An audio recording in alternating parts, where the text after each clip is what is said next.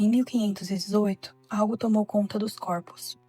Uma mulher começou a dançar no meio da rua, sem música, sem motivo. Não era festa, e definitivamente não era escolha. Outras centenas de pessoas também começaram a dançar, e o mais assustador, elas não conseguiam parar, nem para comida, nem para água e nem mesmo para a morte. Oi! Se você gosta de histórias misteriosas e assustadoras, já deixa o seu like, se inscreve no canal e ativa o sininho para não perder nenhum vídeo, porque hoje você vai conhecer a história real da Praga da Dança.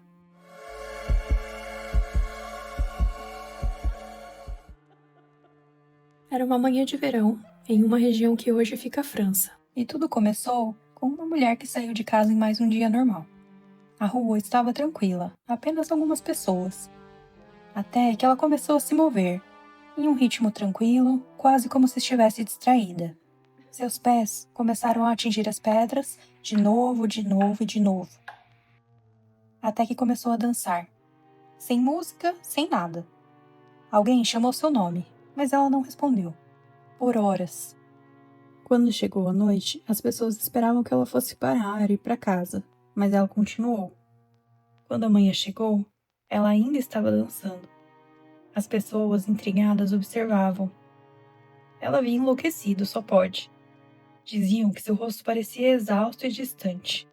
Depois se passaram dias. Seus pés sangravam. Seu corpo implorava para parar, mas ela continuava. Começaram a achar que ela estava amaldiçoada ou até mesmo possuída.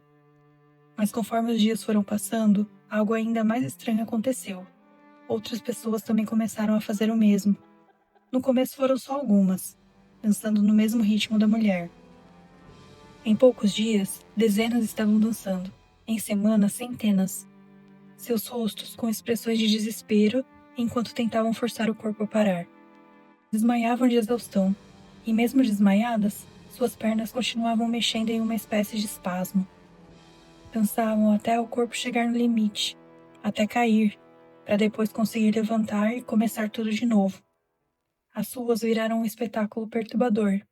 Gente girando sem parar, chorando, gritando de dor, implorando por ajuda, enquanto continuavam dançando.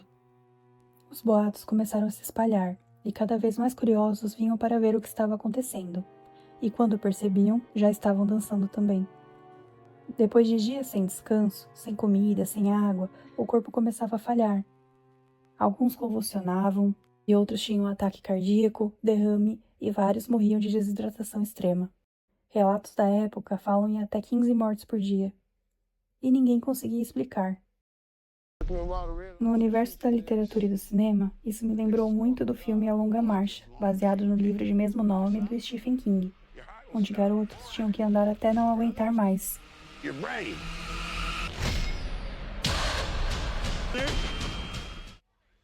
E nisso, o corpo chegava no limite. Garotos convulsionando, com membros quebrados, mas não paravam de andar. Só que quem já viu o filme sabe que os meninos tinham um motivo para fazer isso. Mas na Praga da Dança, por que as pessoas simplesmente não paravam? Me fez lembrar também do filme Suspiria, que tem esse universo obscuro e envolvendo a dança. At the beginning she gave me things. She wants to get inside of me. You make yourself in the image of its creator. As autoridades começaram a ficar desesperadas e tomaram uma decisão que, infelizmente, só piorou tudo. Eles resolveram construir palcos, chamar músicos e incentivaram as pessoas afetadas a continuar dançando. Acreditavam que a única cura era deixar o corpo expulsar aquilo. Mas isso deu muito errado e só fez com que as pessoas começassem a dançar mais. Começaram a acreditar que tudo aquilo estava sendo causado porque haviam sido amaldiçoadas por São Vito. São Vito foi uma pessoa real, um jovem cristão do século III que foi perseguido e morto por não abandonar sua fé. Com o tempo, passou a ser visto como um mártir. Séculos depois, seu nome começou a ser associado a doenças com movimentos involuntários, como convulsões e tremores. E surgiu a crença de que ele podia tanto curar quanto causar esses sintomas. Por isso, esse episódio também ficou conhecido como a Dança de São Vito. As pessoas acreditavam que tinham desagradado o santo e agora estavam pagando por isso. Tudo aquilo era na verdade um castigo divino, uma cidade inteira sendo punida. Outros juravam que aquilo era uma possessão demoníaca, que os demônios haviam tomado conta dos corpos, movendo cada músculo contra a vontade da vítima. Membros da igreja ficavam perto da multidão, jogando água benta e segurando cruzes, para ver se aquilo ajudaria a expulsar esses demônios. Rituais foram feitos, orações foram repetidas, a música foi proibida, e aos poucos, assim como começou, a dança simplesmente parou, sem explicação definitiva, sem cura clara, sem respostas. E uma coisa muito estranha é que isso não aconteceu só lá. Anos antes, em outras regiões da Europa, já tinha acontecido esse fenômeno. Um exemplo foi numa região que hoje fica a Itália, que aconteceu isso, só que em uma proporção bem menor. E lá, eles achavam que aquilo tudo tinha sido causado pela picada de uma aranha. Mas hoje, qual é a resposta, a explicação para tudo isso? Não tem. Especialistas acreditam em histeria coletiva, que é a teoria mais aceita. Um colapso psicológico causado por medo extremo, fome e sofrimento. Isso porque na época havia muitas dificuldades, como doenças, pouca comida e as pessoas basicamente tentando sobreviver. Mas por que dançar? Porque o cérebro, sob pressão extrema, pode transformar sofrimento em movimento. E por que contagioso? Porque o comportamento humano é altamente influenciado pelo grupo. Uma outra hipótese foi a intoxicação por fungos no pão, mas isso também não foi comprovado. E esse tipo de fenômeno não aconteceu só naquela época. Em 1962, na Tanzânia, ocorreu a chamada epidemia do riso. Tudo começou quando 3 estudantes de uma escola começaram a rir sem parar. Mas não era uma risada normal. Ela durava horas e às vezes dias, e vinha acompanhada de choro, dor e exaustão. E então começou a se espalhar. Mais de 1.000 pessoas foram afetadas, 14 escolas foram fechadas, e o fenômeno durou por meses. E o mais estranho, pulava de uma escola para outra, como uma infecção invisível. Às vezes, até desmaiavam de tanto rir.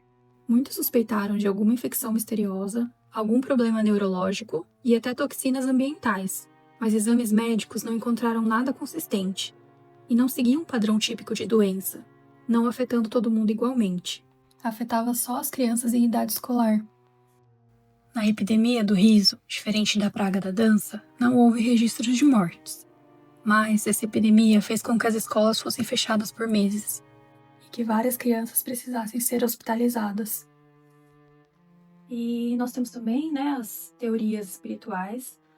As pessoas dessa região acreditavam muito em influência dos espíritos dos antepassados na vida. Então eles acreditavam que aquilo era uma possessão por esses espíritos que estavam possuindo como alguma forma de prejudicar as crianças afetadas. E outras teorias também falavam de possessão demoníaca e também de uma maldição coletiva. E esse caso da Tanzânia, ele também tem como a explicação mais aceita por especialistas a de histeria coletiva. Mas no caso, quais que seriam as dificuldades nas vidas dessas crianças? Se fala muito que havia um sistema escolar muito rígido, então elas tinham uma pressão para tirar notas boas, algumas mudanças na sociedade da época e uma ansiedade geral. Séculos separam esses dois eventos, continentes diferentes e culturas diferentes. A teoria mais aceita para eles é o de histeria coletiva, um fenômeno em que a mente, sob pressão, transforma as emoções em sintomas físicos. E esses sintomas se espalham de uma pessoa para outra. Mas isso é só uma teoria. Até hoje, esses casos continuam sem resposta.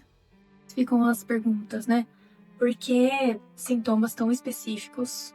Por que começa de uma pessoa e se espalha para as outras? E eu acho que o que eu mais gostaria de saber é por que a mente perde o controle do corpo. E eu queria muito saber a opinião de vocês, o que vocês acham que pode ter causado tudo isso. Se vocês acreditam na explicação da ciência de histeria coletiva. E se você gosta de histórias assustadoras como essa, já deixa o seu like, se inscreve no canal e ativa o sininho para não perder nenhum vídeo. Porque às vezes a realidade é mais assustadora que a ficção. Obrigada. Tchau.